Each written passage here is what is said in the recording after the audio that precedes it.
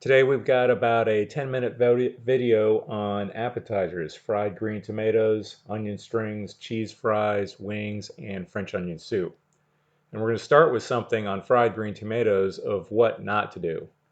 You'll notice that this bowl has our seasoned breading, but it is full of buttermilk clumps from being previously used. So that's not something that we want to use.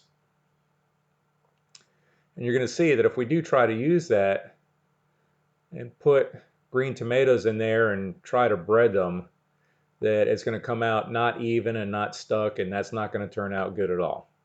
So in order to fix that, we have a colander there, or a filter, with those size square grates to be able to get those out. Don't use the fine mesh one that we used for the fryer. It won't work very well. So if you get those out, you can then use the breading. We added a little bit more breading here. Probably should have used a cleaner bowl, but even so, with our fried green tomatoes, you dump them in the buttermilk. They don't need to be in there long, just get them completely coated. Drop them in the breading, nice and flat. Here's your recipe: 4 to 6 for a small one, 6 to 8 for a large order.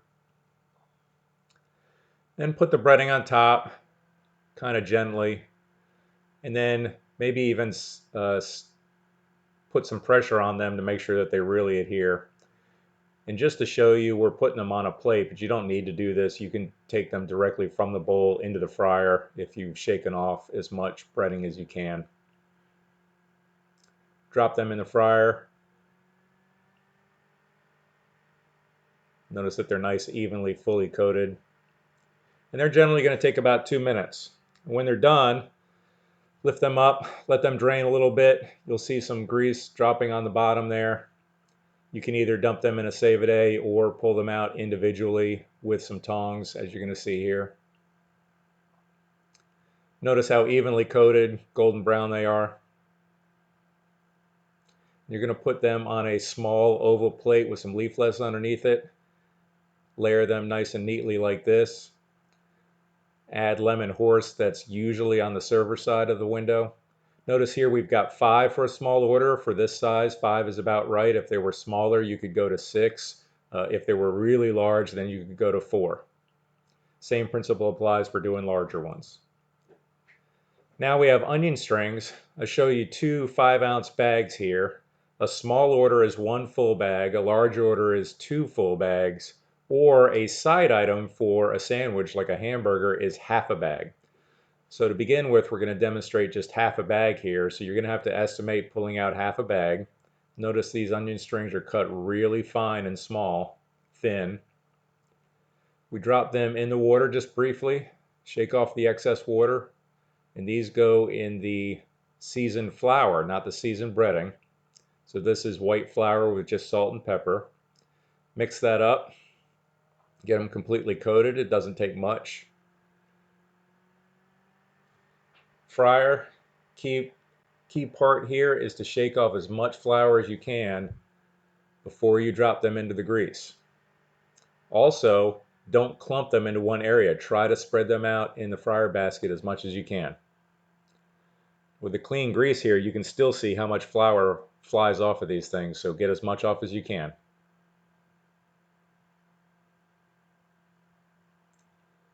So 1 basket for a half a bag works well. Get as many out of there as you can. If your fryer is not full and you're doing a small order, which would be 1 full bag, ideally you'd want to be able to split that into 2 fryers. You don't need to do much, just maybe turn them over once with tongs. These don't take long, just about usually a minute. They're easily overcooked, so you do need to keep an eye on them.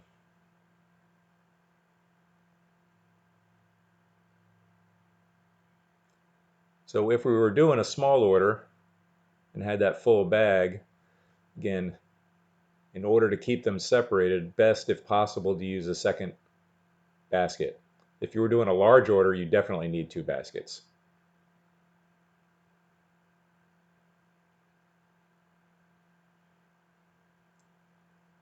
Let them drain a little bit. Get some of that wet flour stuff off your hands.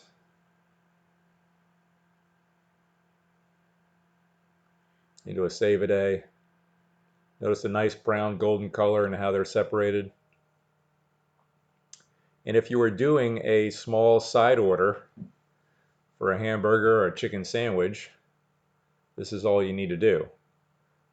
I obviously don't have a hamburger on there, just for demonstration purposes. Try to keep as much volume as you can in there. And if you were doing a small order and had 2 bags, you want to stack them as high as you can. Don't crunch them down. Let them be as loose as possible so you get a lot of volume standing up as high as you can. These also get lemon horseradish.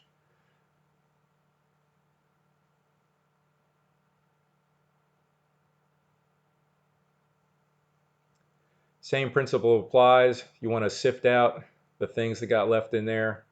It's very helpful for the next one. You don't need to do that for every order, but you do need to do it pretty often. Cheese fries, one standard 6-ounce cold portion of fries ends up being 5 ounces cooked with your seasoning. This again is a small side order to go with a hamburger or something. So we're going to take 1/2 a bag, 2 ounces of cheese, put that on the fries on a plate, 1/2 ounce of bacon bits. For this small side, it would be 1 ounce for a full order and 2 ounces for a large. After they come out of the oven or the cheese melter, careful that plate is going to be hot, just slide it on there. It's the same portion as a regular order of French fries. Add, in this case, 1/2 tablespoon of green onions, and that's it. If you're going to be doing a small order, like we said, it would be 2 bags of portion French fries, or 12 ounces cold, which would be 10 ounces hot. Out of the oven or cheese melter, slide that on there with your bacon bits cooked on there, but the green onions not cooked. That would be a full tablespoon of green onions. Add your lemon horse. Notice that the cheese is fully melted, but not to the point where it's gotten burnt and crisp. Chicken wings, these are portioned 5 at a time. Orders are usually 5, 10, or 20. So put in as many as you need to as appropriate. In the fryer, these generally take about 4, maybe 5 minutes. Notice that they come out nice and crispy and golden brown. The one in the center there is pretty big. You might want to even check into the middle to make sure that is cooked. All of our wings are pre-baked, but depending on how long that is gone and how well that is done, particularly for the bigger ones, we want to make sure that they're fully cooked. Customers really don't like undercooked wings. So we have 4 different kinds of wings. We start out with the blackening. So 1 teaspoon of blackening seasoning, which is more than it sounds like, so don't be shy with that. 2 ounces of liquid butter in a clean bowl. Sift those around a little bit, and you'll see you get a nice amount of seasoning and liquid butter all over these wings. The hot or mild sauce looks the same. The process is the same. Clean bowl. Got your cooked wings. 2 ounces for every 5 wings. Toss those around. Your squeeze bottle should be marked as to which one's hot and which one's mild.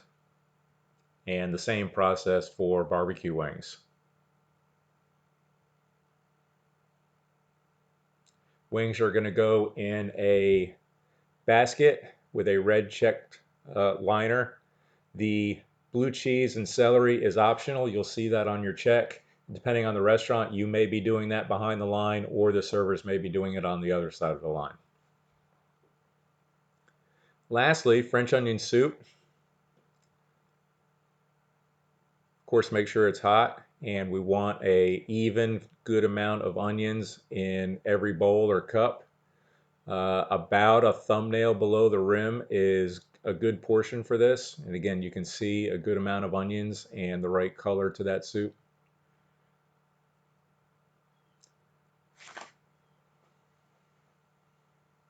French onion soup croutons made out of our Cuban bread and allowed to dry until they're crispy.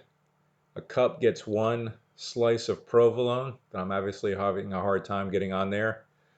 A bowl, 2 or 3 depending on size. You just want to get it all the way around there. 2 slices of provolone, 1 full one. Tear one in half like this and set it across. And for our bowls, that makes for a good coverage on the large. In your oven or cheese melter until you get a nice brown topping like that. Makes it look good. And that concludes all of our appetizers.